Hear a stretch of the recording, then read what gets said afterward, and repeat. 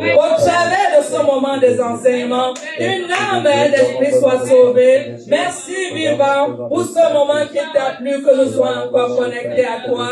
Sauve encore les vies à travers les quatre coins de la terre. Qu'au travers de ta parole, Seigneur, que notre âme et notre esprit soient renouvelés. Tout puissant, merci. Merci pour ce moment privilégié. Au nom puissant de Jésus-Christ, nous t'avons prié. Amen, amen.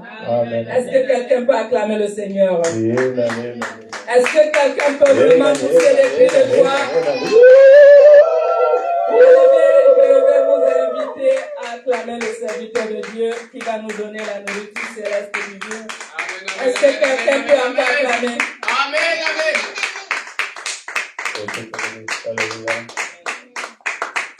Seigneur Dieu, bénis tout un chacun de nous, permets que ton esprit opère, nous dirige, donne l'inspiration, ôte la distraction et les voyages de pensée. Nous voulons passer ce temps, Seigneur, d'affermissement, afin que nous soyons instruits par toi, nous soyons requinqués, boostés, musclés dans ta parole, ô Père. Père, comme il est déclaré dans ta parole, poussée par l'Esprit, que les hommes ont par la part de Dieu, laisse que ton Esprit me pousse. Et comme il est dit, celui qui reçoit un prophète en qualité de prophète, reçoit la bénédiction du prophète. Laisse que ce peuple, ô Père, qui me suit, qui m'écoute, ô Père, qui ne coûte pas un homme, que ma parole soit la parole autorisée de Dieu et l'oracle, ô Père, venant de toi. Bénis tout un chacun de nous. Au nom de Jésus, Amen. Amen, amen, amen, amen. Alléluia. Amen. Alléluia. Est-ce que tu peux acclamer le Seigneur? Est-ce qu'on peut acclamer Jésus? Alléluia. Alléluia. Vous pouvez vous asseoir. Nous allons passer aux enseignements. Amen. Amen. Alors, la thématique du jour, nous parlons de l'autorité. Alléluia. Amen, amen. Nous allons parler de l'autorité. L'autorité dans l'Église, l'autorité dans la vie, l'autorité que Dieu nous confère. Ce qui fait la force d'un homme, d'un chrétien, c'est la connaissance qu'il a de la parole de Dieu et la connaissance de son identité. Voilà pourquoi nous sommes assemblés en ce lieu pour scruter et aiguiser notre identité. Est-ce que je veux parler à quelqu'un? Amen, amen, amen, amen. Est-ce que je veux parler à quelqu'un? Amen, amen, amen. Alors, l'Église, j'aimerais savoir parmi vous, qu'est-ce que vous pensez sur l'autorité? Lorsque tu entends le mot autorité, ça te fait penser à quoi, bien-aimé? Quelqu'un peut me donner une définition? C'est un pouvoir qui est autorisé à une personne. Un pouvoir autorisé à une personne. C'est bien?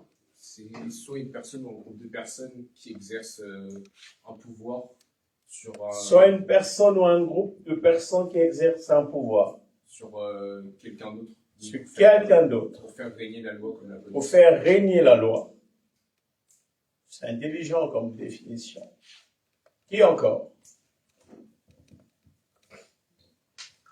L'autorité, ça peut être un dirigeant qui...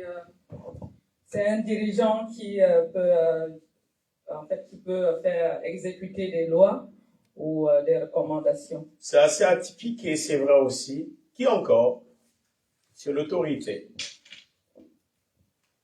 Alors, on ne va pas rester justement sur la définition. Lorsque tu entends parler de l'autorité, l'autorité, c'est le pouvoir de décider. L'autorité nous parle de pouvoir, de décider, de commander, et c'est un pouvoir aussi d'imposer sa volonté à autrui.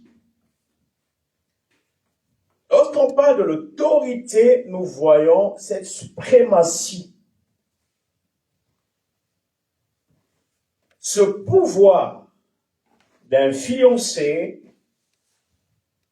ou de décider et d'imposer sa volonté à autrui.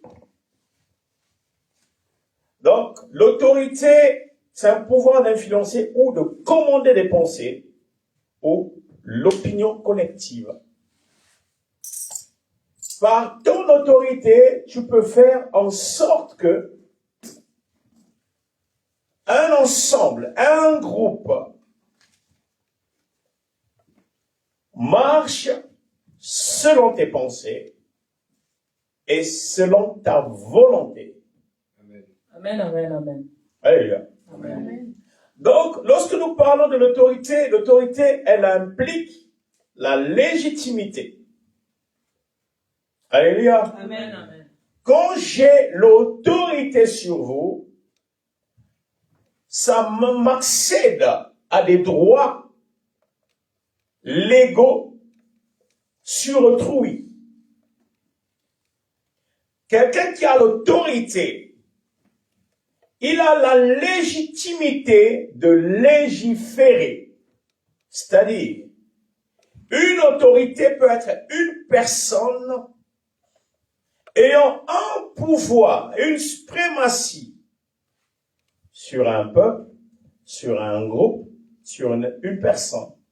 Et il peut légiférer. Légiférer, c'est intimer une loi, imposer une loi. Il peut aussi imposer une philosophie. Amen, amen, amen, amen. L'église est là. Amen, amen. L'église est là. Amen, amen, amen. Donc, l'autorité, elle implique la légitimité, le commandement. Donc, parmi les trois piliers de l'autorité, il y a la légitimité, le commandement, parce que une autorité commande, décide.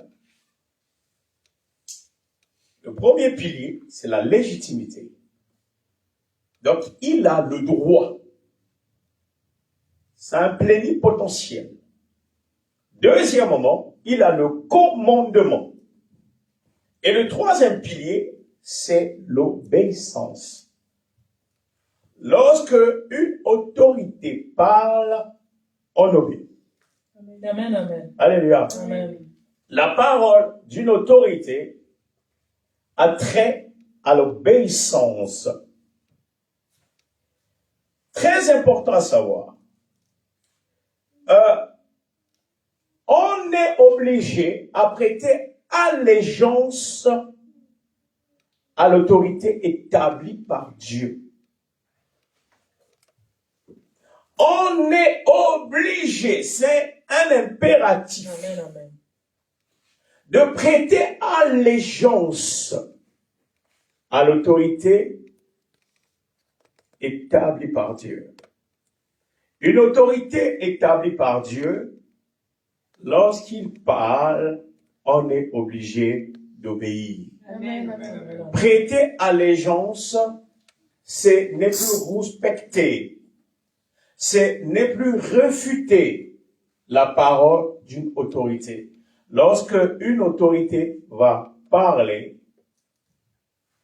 il y a la clarté dans ses décisions et il n'y a pas de fourberie à l'endroit de ses décisions, à l'endroit de ses paroles. Donc, vous êtes intimé, obligé à obéir. Il y a une forme d'allégeance, l'obligation au respect et à l'obéissance. Amen, amen, amen. L'église est là. Amen, amen, amen. Je vais lire un passage pour commencer et pour accéder, rentrer dans le cœur de cet enseignement. Romains 13, versets 1 à 2. Que dit la Bible?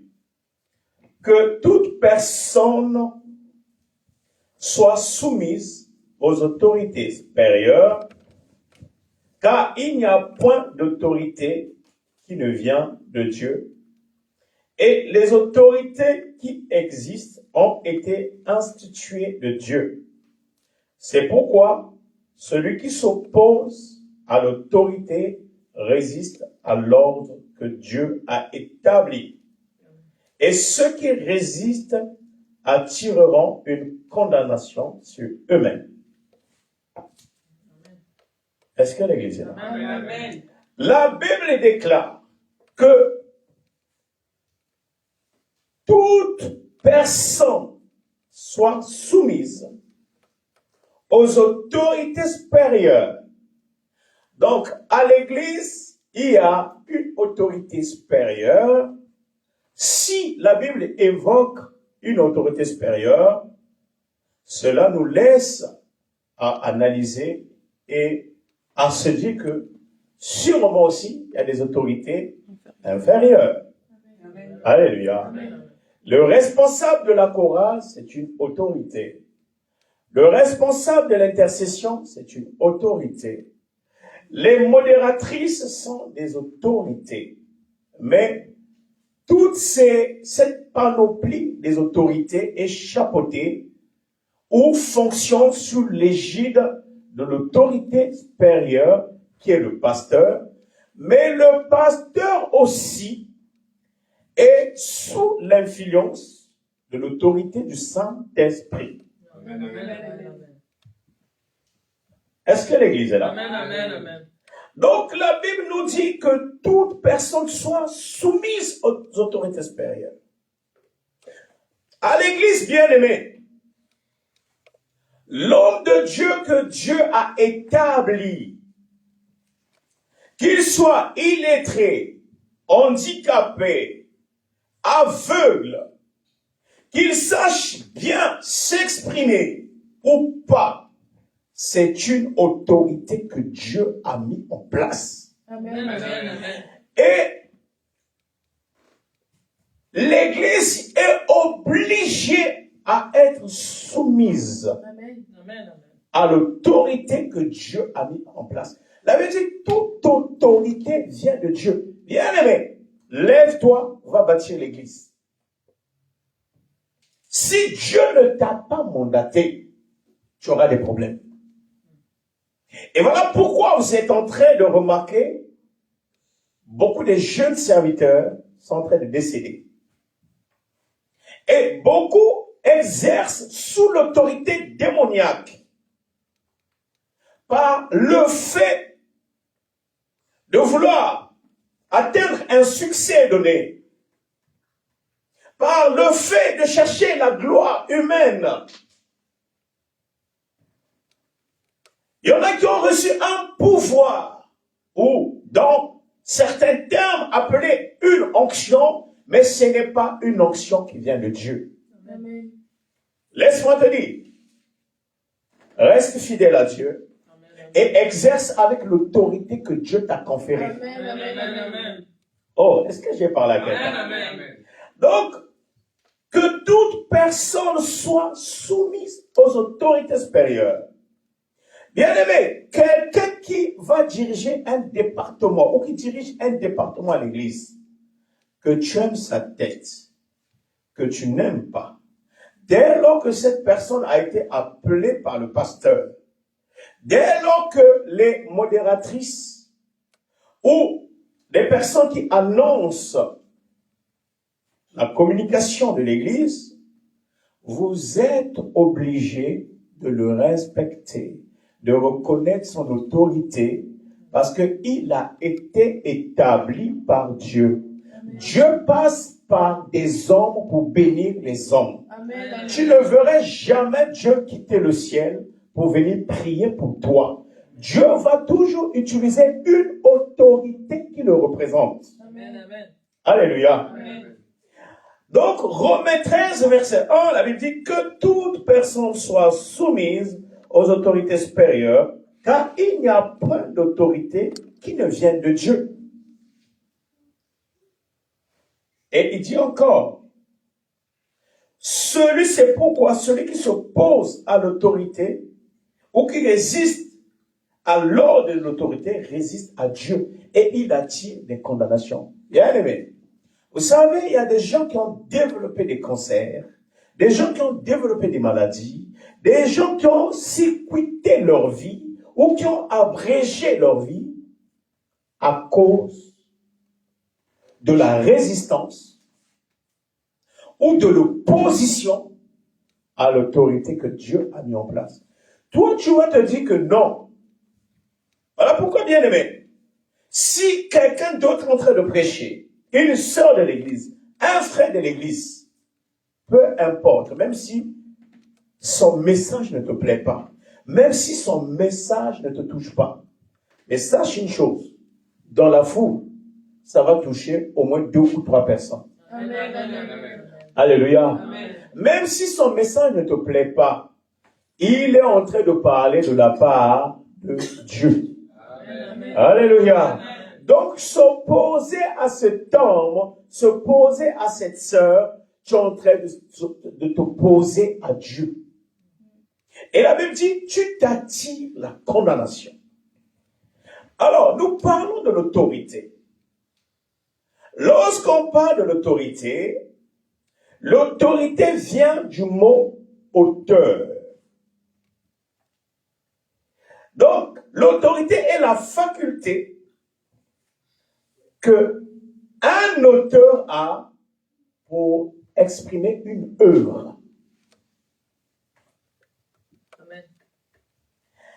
Un auteur est un créateur des pensées. Un auteur est à l'origine d'une philosophie et d'un courant de pensée. Alléluia. Amen. Est-ce que vous savez, il y a des livres, en les lisant, tu peux être même influencé de la philosophie de ce livre. Mais à la base, le livre, c'est des pensées, c'est des dires, c'est la vision, la projection de l'auteur. Et l'auteur qui a écrit un livre va, c'est-à-dire par ses écritures, va refléter, va te laisser que tu sois dans l'émanation de son autorité. Amen. Alléluia. Amen. Donc l'autorité, une autorité, c'est un auteur. Je suis l'autorité de cette église, leader de cette église, et je suis aussi l'auteur de ces messages que je vous prêche. Amen. Et les messages que je vous enseigne, vous y écrivez. Et ça vous sert aussi de canevas, de modèle. Ça vous sert aussi de arguments doctrinaux qui vont vous permettre aussi d'être assidus, d'être à l'aise lorsqu'il s'agit d'un échange croisé, d'une conversation, d'une pédagogie céleste ou surnaturelle. Et ça participe à votre croissance spirituelle et même votre croissance intellectuelle. Amen. L'église est là. Amen. Dis, je suis un auteur. Je suis un auteur. Dis, je suis un auteur. Je suis un auteur. Dis, je suis une autorité. Je suis une autorité. Dieu m'a créé Dieu m'a créé pour créer aussi pour créer aussi et pour et influencer. pour influencer. Le but d'une autorité, c'est d'influencer. Amen. Alléluia. Amen. Bien-aimé, je prie Dieu qui te confère l'autorité. La Bible déclare, j'ai fait de vous un royaume de sacrificateurs. Un sacrificateur, c'est une autorité. Tu dois exercer ton autorité à l'école. Tu dois exercer ton autorité, bien aimé, même dans ton mariage. Tu dois exercer ton autorité même dans le milieu administratif. Lorsque Dieu t'a établi en tant qu'autorité, cette autorité s'exprime, ça crie en vous, parce que vous êtes des auteurs. Alléluia. La Bible dit, Dieu nous a créés, nous sommes la tête et non la queue. Alléluia. La tête, c'est ce qui est primitive. La tête part du leadership. La tête part du promoteur. La tête part du précurseur. Nous sommes les avant-gardistes terrestre. Alléluia. Amen, amen. Les scoops, nous sommes les prototypes divins. Nous sommes des prototypes. C'est de par toi que la terre et le monde vont découvrir les choses futures. Amen, amen, amen. Dis, je suis auteur. Je suis auteur. Dis, je suis auteur. Je suis auteur. Je suis un auteur. Je suis un auteur. Et je suis une autorité que Dieu a établie. Dieu a établi. Je suis fait sur terre. Je suis sur terre pour légiférer, établir des nouvelles lois, les lois de grâce, les lois de faveur, les lois de guérison, les lois de l'élévation. Vu que je suis une autorité, ma vie est condamnée à la bénédiction, à la paix, à la réussite, à la richesse. La mort est loin de moi. La pauvreté est loin de moi. Les envoûtements est loin de moi. Car je suis une autorité que Dieu a établie. Ma Bible déclare, celui qui résiste à l'autorité de Dieu est en train de résister contre Dieu et attire dans sa vie sa propre condamnation. La personne qui me combat, il combat Dieu. Au nom de Jésus, j'ai scellé cette parole. Est-ce que quelqu'un est béni? Alléluia. Alléluia. Donc, bien aimé, autorité, pensez à un auteur. Voilà pourquoi on parle de l'autorité morale. L'autorité morale. Et on parle aussi de l'autorité symbolique. Et voilà pourquoi, dans la juridiction, il y a aussi l'autorité parentale. Et cette autorité parentale peut connaître une déchéance.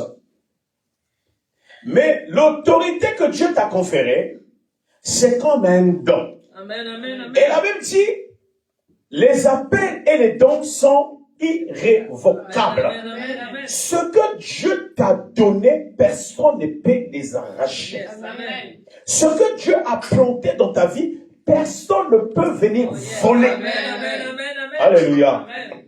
Alors, bien aimé, il y a encore une grande question que nous allons se poser. Comment peaufiner son autorité? Je vais aller vite. Comment est-ce qu'il faut faire pour peaufiner son autorité? D'abord, tu dois avoir la clarté dans tes paroles. Il faut qu'il y ait la clarté dans tes paroles. Maman Cécile, tu vas me chercher Matthieu 7, verset 28 à 29. Papa Noé, Job 31, verset 1. Maman Ida, Proverbe 23, verset 5. Et Proverbe 4, Proverbe 23, verset 5 et Proverbe 4, verset 25. Et moi, je vais lire Matthieu 5, verset 37. Donc, la question est, comment peaufiner son autorité? Dis après moi, comment peaufiner mon autorité? Comment peaufiner mon autorité? Comment renforcer mon autorité? Comment renforcer mon autorité? Comment maintenir mon autorité? Comment maintenir mon autorité? Comment faire à ce que mon autorité devienne une colonne? Comment faire à ce que mon autorité devienne une colonne? Donc, bien aimé, le premier point, ou la première chose, tu dois avoir la clarté dans tes paroles. Amen. Alléluia. Amen. La Bible déclare dans Matthieu 5, verset 37, que votre parole soit oui, oui, non, non. Ce qu'on y ajoute vient du malin. La Bible déclare dans Matthieu 5, verset 37, que ta parole, le oui soit oui, le non soit non. Ce que tu rajoutes vient du malin. Lorsqu'on parle du malin, on fait allusion du diable. Écoutez bien, les amis, beaucoup parmi nous ne sont pas clairs dans leur manière de parler. Lorsque nous parlons, discourir, on a une option, un volet. Une allocution, c'est des paroles, mais solennelles. Nous parlons de l'autorité. Et ici, nous voulons partir dans un axe un peu pratique. Je m'explique. Pour que les gens reconnaissent ton autorité, honorent ton autorité, c'est vrai que Dieu nous a conféré l'autorité, mais l'autorité que Dieu nous a conférée, nous sommes obligés aussi de garantir, de tailler, d'orner, de requinquer ou de soigner notre autorité. Voilà pourquoi la question, elle est comment peaufiner notre autorité. Et cette autorité passe d'abord par la parole. Dis la parole. La parole. Dis la parole. La parole. Est-ce que vous savez, dans notre vie, nous passons plus le temps de communiquer que même de manger, que même de dormir, que même de se doucher. On a plus le temps de se parler, d'échanger. Donc la vie que nous avons sur terre, déjà même quand l'univers a commencé, la Bible dit, au commencement était la parole. Amen. Alléluia. Amen. Bien-aimé, pour que ton autorité soit assidue, honorée, noble, il faut que tu aies la clarté dans la parole. Amen. Amen. Il faut que tu maîtrises l'outil qu'on appelle la communication. Amen. Alléluia. Amen. Il te faut ce qu'on appelle la communication assertive. Tu ne dois pas vivre ce qu'on appelle la métacommunication. C'est-à-dire, la communication assertive, c'est une communication où on affirme ses idées tout en laissant exprimer l'interlocuteur en face, en respectant son avis, mais en affirmant plus son opinion avec force, exactitude et clarté. Amen. Est-ce que je suis en train de parler? Amen. Amen. Amen. La Bible dit que ton oui soit oui et ton non soit non. Il y a des gens bien aimés dans la vie qui vont te dire d'un coup, oui, ça j'ai fait, papa. Et dans la vérification ou dans l'exécution, la chose n'a pas été faite. Au fait, ici, on est en train de parler des consignes claires. Et il faut que lorsque nous parlons, nous soyons clairs dans nos idées et dans nos pensées. Amen. Est-ce que je suis en train de parler? Amen. Amen. Il y a beaucoup de gens, lorsqu'ils t'expliquent quelque chose, que ce soit en dialecte, que ce soit en français, que ce soit en anglais, on ne capte pas, on ne comprend pas, et ça fait passer la personne pour une personne qui n'est pas sérieuse. Alléluia. Amen. Alors, comme pour peaufiner notre autorité, nous passons par la clarté de nos paroles. Il existe deux piliers fondamentaux pour peaufiner ou aiguiser notre autorité. Le premier des piliers, c'est notre voix. Dis la voix. La voix. Dis la voix. La voix. Donc, ici, nous parlons de la voix centrée et exercée. Alléluia. Amen. Vous allez remarquer, je suis en train de parler de la voix centrée et exercée. Un enfant peut être agité. Souvent, nous les parents, nous sommes les autorités parentales. Alléluia. Amen. Nous exerçons l'autorité envers nos enfants. Et beaucoup des parents ne savent pas se faire comprendre. Et lorsqu'ils parlent aux enfants, ils ne parlent pas, mais ils crient. Alléluia. Amen. Et les cris, il est compliqué d'entendre, mais on peut les écouter. Et il y a une différence entre écouter et entendre. Amen, amen, amen. Écouter les sons, on a été fredonné au niveau de notre tempo, mais entendre, on a compris. Entendre parle de la compréhension. Alléluia. Amen. Alléluia. Amen. Et malheureusement aussi, il y a ce qu'on appelle les autorités misophones, c'est-à-dire des personnes qui ne supportent pas les sons de voix de certaines personnes. Nous parlons de la voix centrée et exercée. Un enfant qui est en train de faire du bruit, qui est en train de casser les choses. Quand tu cries à l'enfant, l'enfant ne va pas comprendre. Si je suis en train de prendre l'exemple de l'enfant, à l'église, vous êtes tous comme des enfants. Alléluia. Amen.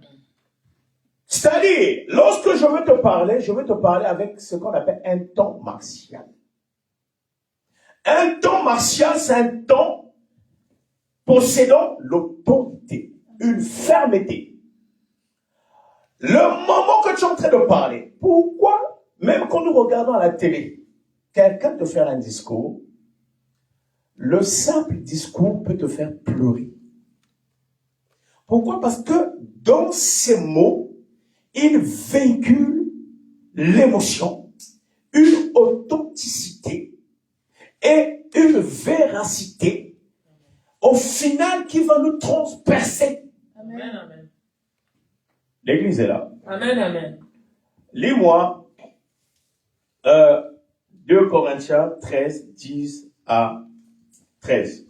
Ici, bien aimé, lorsqu'on parle de la voix centrée et exercée, c'est une autorité, j'ai donné les consignes. C'est quelqu'un qui donne les consignes, qui n'est pas présent, mais les consignes sont respectées. Alléluia. Amen, amen. Vous allez remarquer, bien aimé, les églises, lorsque le pasteur sort ou voyage, si c'est des enfants qui sont rebelles, si c'est des enfants qui ne reconnaissent pas l'autorité de leur père, vous allez remarquer l'anarchie dans l'église. À l'église, bien aimé, même si je partais en voyage, même si la personne qui me remplace n'arrive pas à enseigner comme moi j'enseigne, la parole de Dieu c'est oui et amen. Amen. Alléluia.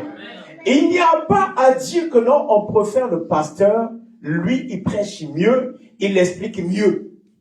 Vous pouvez être béni par une personne qui ne prêche que, au fait, même les choses qui ne vous parlent pas. Vous savez, on peut passer un culte en citant seulement le nom de Jésus, Jésus, Jésus, mais à la fin, vous êtes béni. Amen. Est-ce que je suis en train de parler à quelqu'un? Amen. Alléluia. Ce n'est pas des révélations de la parole de Dieu qui bénit. Mais la Bible dit, on ne donne que ce qu'on a. Dieu va dire à Moïse, je prendrai de ton esprit et je répondrai à ton peuple. Ce qui bénit, c'est l'état d'âme de celui qui vous dirige aussi. Amen.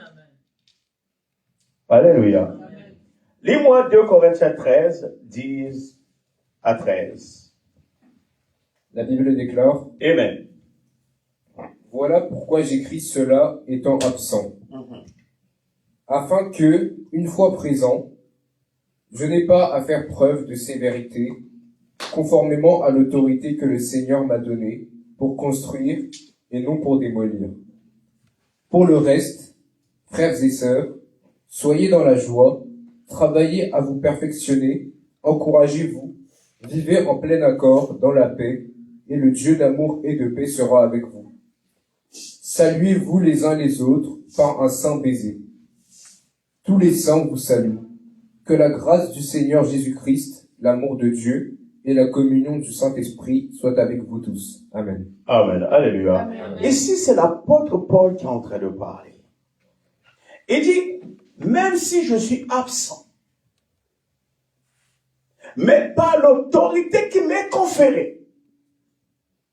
C'est-à-dire, en quelque sorte, même si je ne suis pas présent, mais l'Église doit tenir un ordre dans la perfection.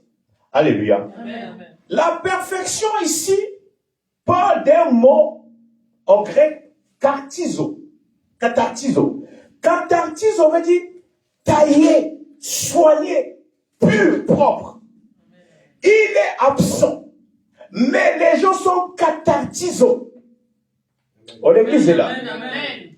Il n'est pas présent, mais le fait de reconnaître son autorité, les gens marchent dans la perfection.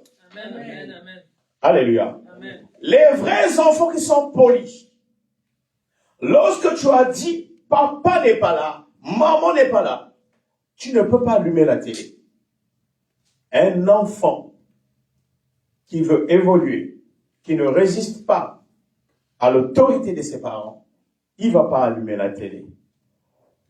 À l'église, vous ne pouvez pas vous permettre, et que je n'étais pas présent, d'initier des choses dont je ne suis pas au courant et dont je ne vous ai jamais enseigné. Parce que là, c'est défier l'autorité que Dieu a préétablie et établie dans l'Église. L'apôtre Paul dit, bien absent, bien que je suis absent, je ne suis pas présent. Mais, à l'autorité que Dieu m'a conférée, exercez l'amour au milieu de vous.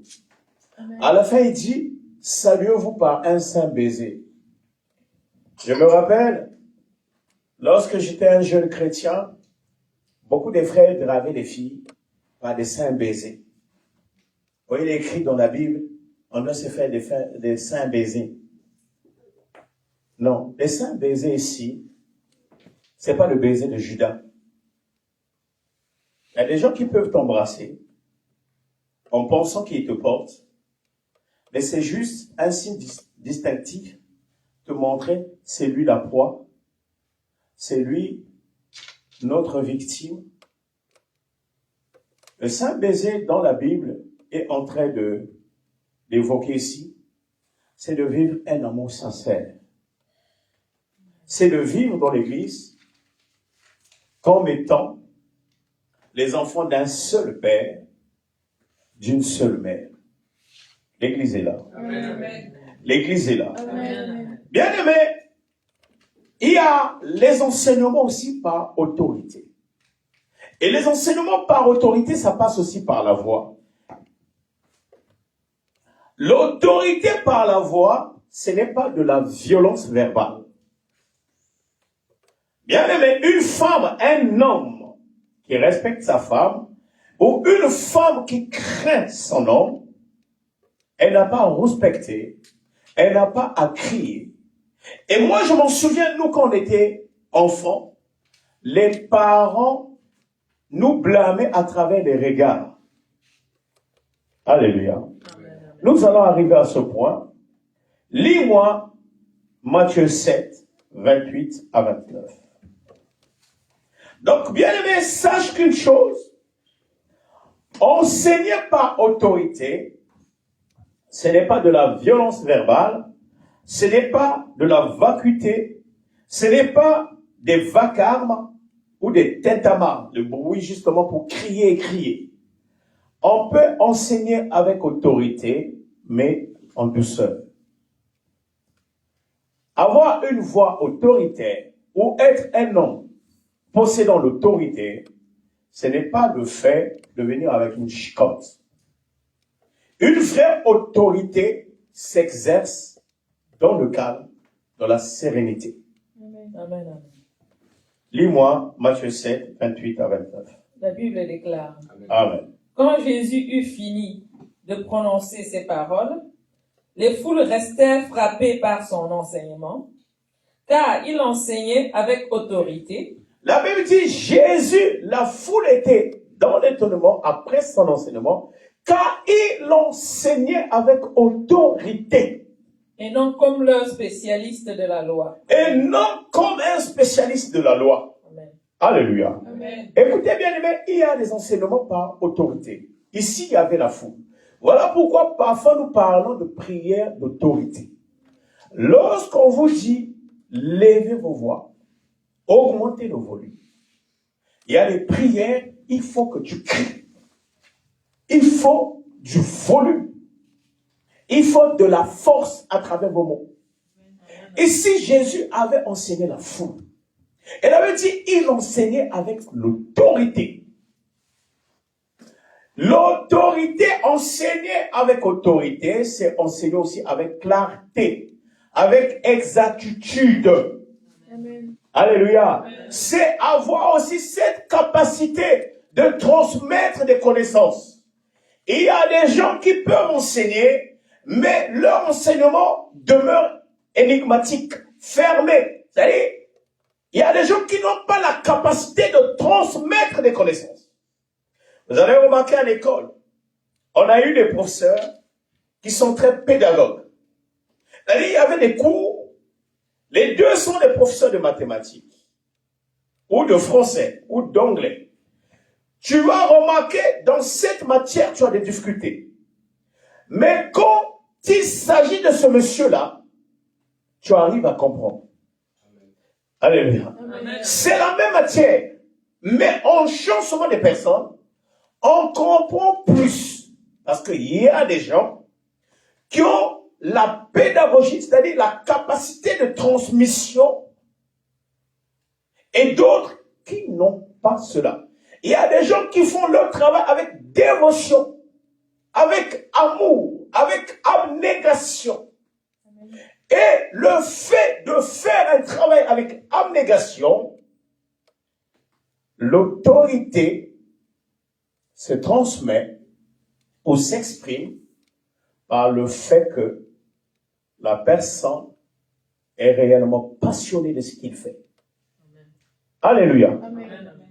Alléluia. Amen. Alors, le deuxième pilier, et qui est le dernier pilier d'autorité, c'est l'autorité par le visuel. Dis l'autorité par le visuel. L'autorité par le visuel. Dis l'autorité par le visuel. L'autorité par le visuel. Tout un chacun de nous, nous avons une distance du champ visuel. Il y a des gens qui ont la capacité de voir très loin et d'autres non. Alors, le premier point sur l'autorité visuelle, c'est ce qu'on appelle impact. Impact avec les yeux. Je vous ai dit, nous, quand on était gamins, nos parents nous éduquaient avec le regard. On savait si maman me regarde mal, c'est que maman n'est pas d'accord. Nous, les enfants, quand tu te mets en colère, là je parle, nous, en Afrique, nous n'allons pas vouloir que l'enfant te regarde droit aux yeux. Alors, en Europe, ici, nous avons d'autres codes.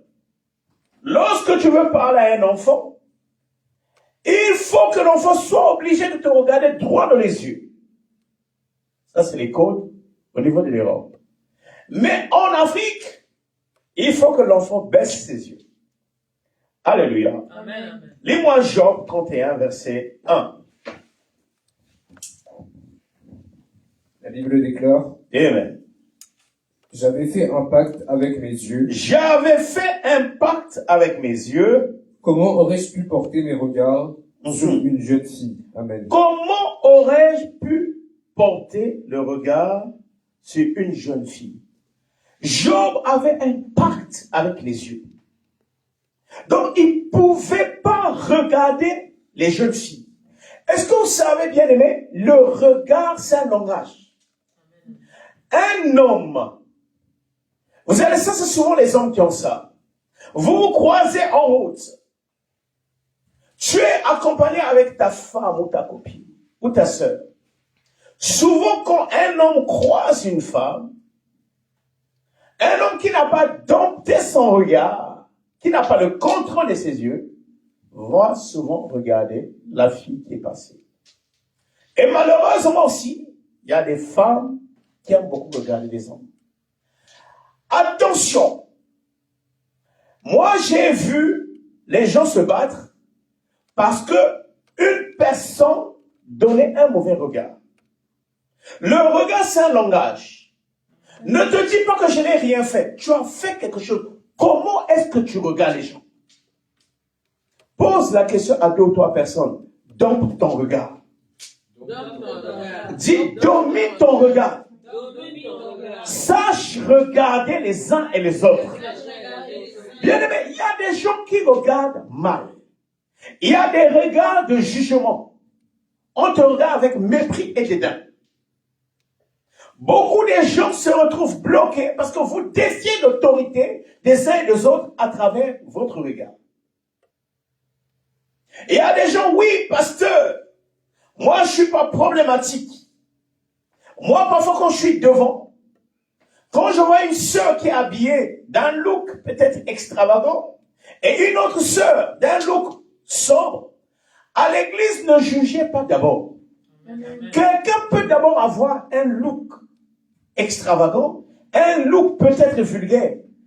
Parfois, la personne ne connaît pas encore. La même personne, on a vu des gens qui venaient ici avec des boucles d'oreilles, avec des looks compliqués. On ne les a pas jugés. Ne jugez pas. La même personne, quand le Saint-Esprit va, c'est-à-dire s'enraciner, se macérer, c'est la personne elle-même qui va commencer à changer au fur et à mesure. Combien de fois on a vu des sœurs qui modéraient avec des mini-jupes, qui avaient des formes? C'était justement pour montrer combien de fois elle est belle, elle a des belles cuisses.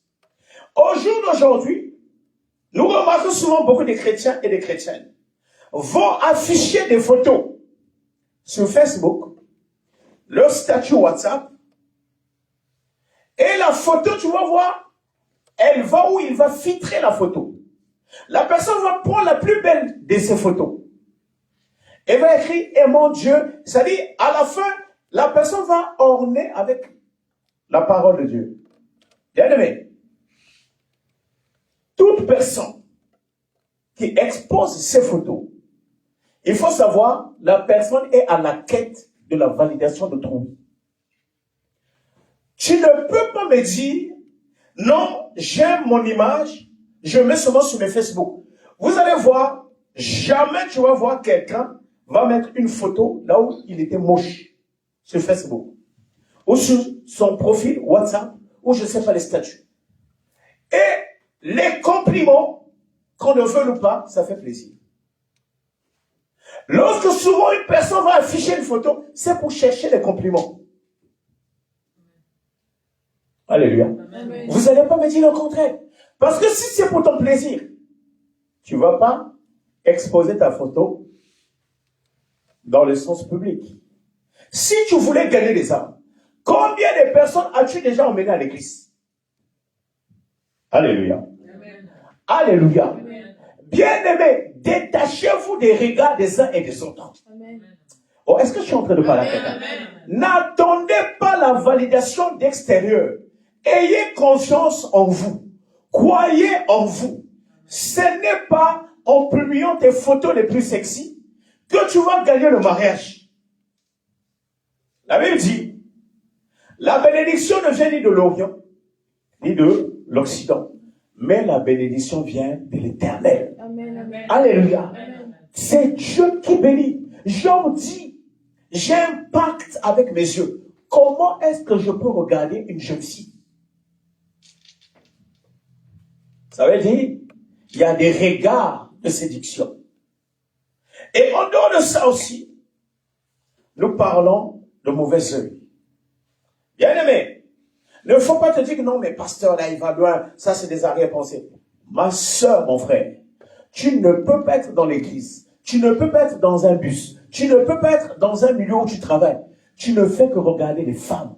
Tu ne fais que fixer un nom. Le regard parle. Les yeux, c'est un langage. Amen. Les yeux, c'est un langage. Amen. Amen. Alléluia. Amen. Proverbe 23, verset 5. Pourquoi, bien aimé, on parle du mauvais œil? C'est qu'il y a aussi un bon œil. C'est que le mauvais œil communique des mauvaises informations. Lis, ma sœur. La Bible déclare, Amen. tout mon être sera dans l'allégresse quand tes lèvres parleront avec droiture. Proverbe 23, verset 5. Veux-tu la poursuivre du regard? La voilà disparue.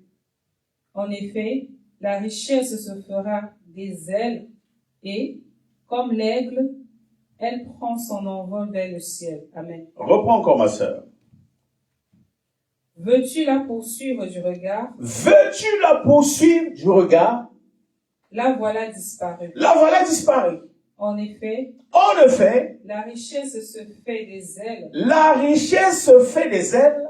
Et comme l'aigle, elle prend son envol vers le ciel. Et prend son envol. Au fait, ici, on est en train de parler quelqu'un qui s'appauvrit justement par le regard. Sa richesse s'est envolée. La Bible dit, ne la poursuis pas de regard. C'est un mauvais regard. Et là, vous allez dire, est-ce que c'est des arrière-pensées? Il y a une façon de regarder les gens. Tu sens que tu es en train d'envier cette personne. Que Dieu délivre tes yeux. Amen, amen. Et que Dieu délivre ton regard. Amen. Alléluia. Amen. Proverbe 4, verset 25.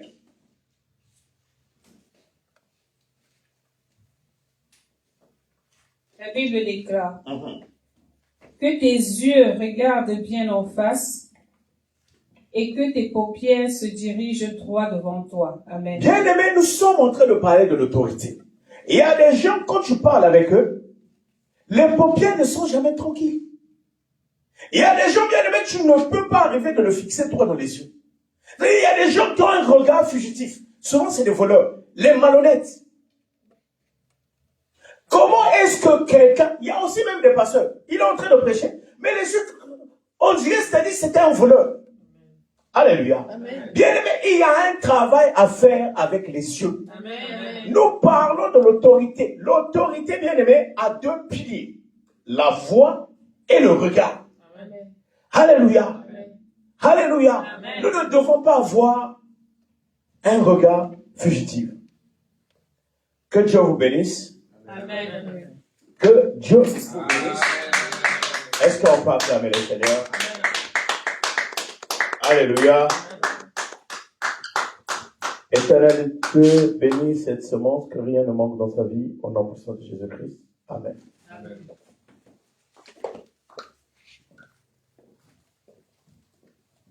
Alléluia. Amen. Bien-aimés, nous allons encore dire merci à l'Éternel pour cette sémence céleste que nous avons reçue.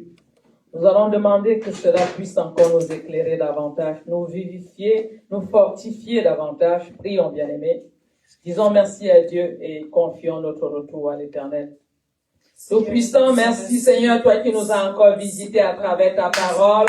Merci vivant, merci puissant pour ce moment privilégié qu'il t'a plu, Éternel Saint, que nous puissions encore être connectés à toi pour recevoir ta parole, qui est la vérité et la vie. Nous te disons merci Seigneur, que ce que nous avons reçu puisse encore nous transformer, car ta parole déclare que ton serviteur grandira et grandira encore, que à travers cette parole Seigneur, que des âmes soient éclairées, transformées dans tous les quatre coins de la terre. Vivant, merci, merci puissant. Nous te confions notre retour. Précède, Seigneur, les pas de tout un chacun de nous jusqu'à sa demeure. Au nom puissant de Jésus-Christ, nous t'avons prié. Amen, amen.